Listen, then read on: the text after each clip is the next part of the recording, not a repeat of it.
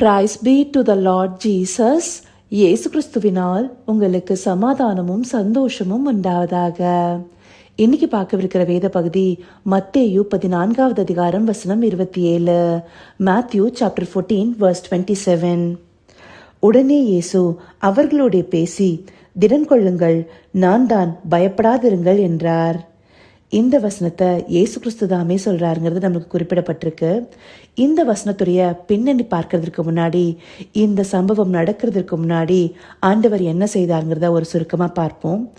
ஆண்டவரை பார்க்கறக்கு திரளான ஜனங்கள் வந்திருக்காங்க. நமக்கு எல்லாருக்குமே தெரியும், 5000 புருஷர்களும் அவர்களோட கூட ஸ்திரீகளும் குழந்தைகளும் வந்திருக்காங்க. அவங்க எல்லாத்தையும் போஷிக்கிறதுக்கு ஒன்றுமில்லாத இருந்த போதும் ஆண்டவர் 5 அப்பங்களையும் 2 மீன் துண்டுகளையும் கொண்டு ஆண்டவர், அதாவது பிதாவாகிய தேவனை நோக்கி பார்த்து ஸ்தோத்திரம் செலுத்தி அதை அங்க இருக்கிற அநேகருக்கு போஷிக்கிறதுக்கு கொடுத்தாரு. அவங்க சாப்பிட்டது போக மீதமும் எடுத்தாங்க. இதை கண்ட சீஷர்களுக்கு ஆண்டவருடைய செய்கைகளை பார்த்து வியப்பா இருந்தது. அப்படி இது எல்லாமே நடந்து முடிந்ததுக்கு அப்புறமா ஆண்டவராகிய இயேசு கிறிஸ்து அவருடைய சீஷர்களை அக்கறைக்கு போகும்படி துரிதப்படுத்துறாரு. அப்படி அவங்கள அனுப்பிவிட்ட பின்னாடி அவர் சாயங்காலமான போது தனியா ஒரு இடத்துல ஜெபம் பண்ணிட்டு இருக்காரு. அந்த வேளையில என்ன ஆகுது, படகு, அதாவது இந்த சீஷர்கள் போன படகு நடுக்கடல்ல போய் சேர்ந்து எதிர்காற்று அடிக்கிறதுனால அந்த அலைகள்ல அடிபட்டு நிலை குலைந்து போயிட்டு இருந்தது. அப்படி ஒரு கொந்தளிப்பான ஒரு சுச்சுவேஷன்ல தான் அந்த சீஷர்கள் போயிட்டு இருந்தாங்க. இங்க அந்த வார்த்தைகளை மட்டும் வாசிக்கும் போது அவங்களுடைய நிலைகளை நம்ம முழுமையா உணர முடியாது. இதை கொஞ்சம் யோசிச்சு பார்த்தோம்னா, ஆண்டவரோடய கூட இந்த சீஷர்கள் அவங்க கடல்ல மாட்டிட்டு இப்படி ஒரு சுச்சுவேஷன் ஃபேஸ் பண்ணும்போது அவங்களுக்குள்ளார எவ்வளவு ஒரு பயம் இருந்திருக்கும். அவங்க அதுல நீர்ல அமிழ்ந்து மூழ்கி போயிடுவாங்கன்னு சொல்லிட்டு அவங்களுக்குள்ளார ஒரு கலக்கம் இருந்திருக்கும் இல்லையா? அப்படிப்பட்ட சுச்சுவேஷனை இயேசு கிறிஸ்துவானவர் அறிந்து என்ன பண்றாரு, இரவின் 4ஆம் ஜாமத்திலே இயேசு கடலின் மேல் நடந்து அவர்களிடத்திற்கு வந்தார். இரவின் 4ஆம் ஜாமம்னா என்ன? அது அதிகாலே குறிக்குது. இங்க தெளிவா நம்ம பார்த்தோம், சாயங்காலமான போது அவர் ஜெபம் பண்ண போகும்போது தான் இந்த படகு நடுக்கடல்ல மாட்டிட்டு இந்த அலைகள்ல சிக்கி தவிக்குதுன்னு தெரியுது. அப்ப போகிற திசை அறியாம அந்த சீஷர்கள் ரொம்ப நேரமா அந்த கடலுக்குள்ள இருக்காங்க. ஆனா இயேசு கிறிஸ்துவானவர் அந்த அதிகாலை வெளியில, அதாவது இரவின் 4ஆம் ஜாமத்துல அவங்க இடத்துல வராரு. அவங்களையும் பார்த்து அவங்க எல்லாரும் பயந்து, கடல் நடுவுல யாரும் நடந்து வராங்க, ஆவேசம்னு சொல்லி பயப்படுறாங்க. ஆவேசம்னா ஏதோ பேய் வருது அப்படின்னு சொல்லிட்டு அவங்க எல்லாம் பயப்படுறாங்க.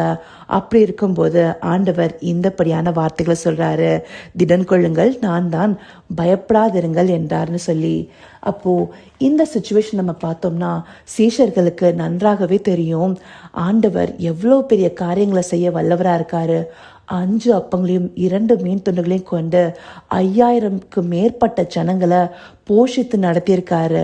அது மாத்திரம் இல்லாம அவரோட கூட இருந்து எத்தனையோ அற்புதங்களை அவங்க பார்த்திருக்காங்க. அப்படி பார்த்தும் அவங்க இந்த படியான ஒரு சுச்சுவேஷன்ல மாட்டிக்கிட்ட போது அவங்களுக்கு ஆண்டவர் தனக்கு ஹெல்ப் பண்ணுவாரு. அங்க வருது ஆண்டவர். இந்த மாதிரி எந்த ஒரு விஷயத்தையும் யோசிக்க தோணல. அவங்களுடைய பயமும் கலக்கமும் அவங்க இடத்துல அதிகமா இருந்தது. இப்படி சீஷர்கள் இருக்கிற ஒரு சுச்சுவேஷன்ல நம்முடைய வாழ்க்கையில யாரா வேணாலும் இருக்கலாம். அதாவது ஆண்டவரை பின்பற்றி அவரை நம்பி நம்ம அவருடைய பின் சென்றிருக்கலாம். அப்படி பின் சென்ற நாம அவர் நம்முடைய வாழ்க்கையில எத்தனையோ அற்புதங்களை செய்ததை நம்ம ருசிச்சு பார்த்திருக்கலாம். அப்படி பார்த்த போதும் வாழ்க்கையில பிரச்சனை அடுத்தடுத்தபடியா வந்துட்டே தான் இருக்கும்.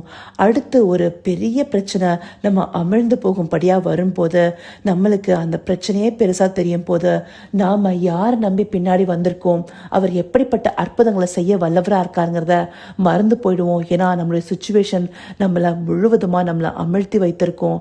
அதுல நம்ம கழக்கம் அடைந்த பயத்தோடு இருக்கும் போது ஆண்டவர் நம்மளை மறந்து போயிடல. அங்க எப்படி இரவின் 4ஆம் ஜாமத்திலேயாவது அவங்க இடத்துல வந்தாரு, அதே போலதான் அவரை பின்பற்றி வந்த நமக்கு நம்முடைய சுச்சுவேஷனோட ஒரு எல்லை கட்டத்துல ஆண்டவர் நின்றுட்டு இருப்பாரு. அவர் நிற்கும் போது நாம அதை அறியாம அந்த பயத்திலே இன்னும் இருக்கலாம். அப்போ ஆண்டவர் நம்ம பார்த்து சொல்கிற ஒரு வார்த்தையா தான் இது இருக்கு, திடன் கொள்ளுங்கள், நான் தான், பயப்படாதிருங்கள்னு. அப்போ எந்த ஒரு சுச்சுவேஷன்லயும் ஆண்டவர் அதை கண்ட்ரோல்ல வச்சிருக்காருங்கிறத நாம நினைவுபடுத்தும்படியா இந்த வார்த்தைகளை ஆண்டவர் நமக்கு காண்பிக்கிறாரு.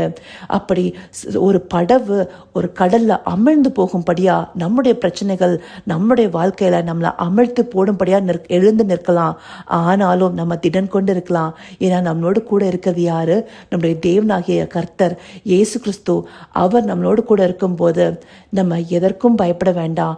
அவர் 4ஆம் ஜாமத்திலாவது நம்முடைய படகுல அவர் வருவார். அதாவது நம்முடைய வாழ்க்கைக்கு அவர் வந்து இந்த பிரச்சனை எல்லாத்தையும் சரி செய்ய வல்லவரா இருக்கிறாருங்கிறத இந்த வார்த்தைகள் மூலமா நமக்கு காண்பிக்கிறாரு.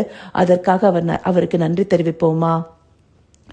கர்த்தாவே, தேவாதி தேவனே, உமக்கே இந்த வேளையில் நன்றி செலுத்துகிறோம் ராஜா. அப்பா, எங்களுடைய சுச்சுவேஷன்ஸ்ல நாங்க சில வேளைகளில் உம்முடைய வல்லமையை மறந்து அந்த பிரச்சனைகளை பெரிதா பார்த்து அதிலேயே அமிழ்ந்து போகும்படியாக பயந்து போய் இருக்கலாம் தகப்பனே. அப்படி இருக்கும் போதும் அப்பா, நீங்க அந்த 4ஆம் மணி வேளையிலையாவது எங்களிடத்துல வந்து எங்களை தேற்றுகிறதா இருக்கீங்க. எங்களை வந்து பயப்பட வேண்டாம், நீங்க கூட இருக்கீங்கிறத எங்களுக்கு இந்த வார்த்தைகளால காண்பிக்கிறீங்க தகப்பனே. அப்பா, எங்களுக்கு இந்த சுச்சுவேஷன்களை பார்த்து இனியும் பயம் இல்லை தகப்பனே. ஏனென்றால் நீங்க எங்களோடு கூட இருக்கிறீங்க. உம்மால் செய்ய முடியாத ஒரு அற்புதமான காரியம் ஒன்றுமே இல்லைங்கிறத எங்களுக்கு காண்பிக்கிறீங்க தகப்பனே. அப்பா, நீர் சகலத்தையும் செய்ய வல்லவரா இருக்கீங்க. நீங்க செய்ய நினைத்தது ஒன்றும் தடைப்படாது. எங்களுடைய வாழ்க்கைய முழுவதுமா உம்முடைய கண்ட்ரோல்ல வச்சிருக்கீங்கிறத இந்த வசனங்களை கொண்டு நாங்கள் அறிகிறோம் தகப்பனே. அப்படியே நீங்க எங்களோடு கூட இருந்து நடத்த போகிற கிருபைக்காய் நன்றி. சகலவித துதி மகிமை கனம் யாவும் ஒருவருக்கே செலுத்துகிறோம். இயேசு கிறிஸ்துவின் மூலமாய் வேண்டிக் கொள்கிறேன் பிதாவே. ஆமென், ஆமென்.